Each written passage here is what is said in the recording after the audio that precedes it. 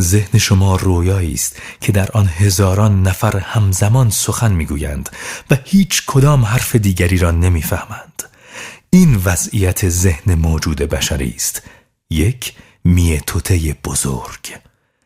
با این میتوته بزرگ شما نمیتوانید آنچه را واقعا هستید ببینید. در هند آن را مایا مینامند که به معنای توهم است.